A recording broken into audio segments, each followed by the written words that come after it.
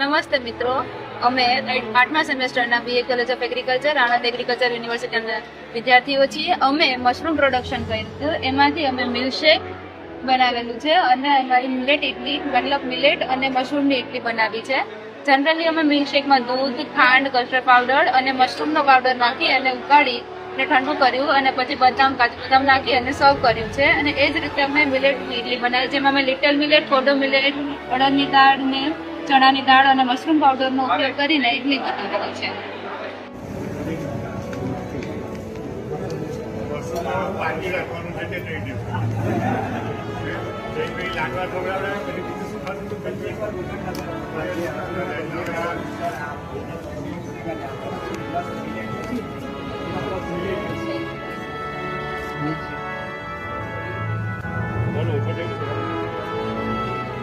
થોડો ટેસ્ટ કરાય થોડાક વાર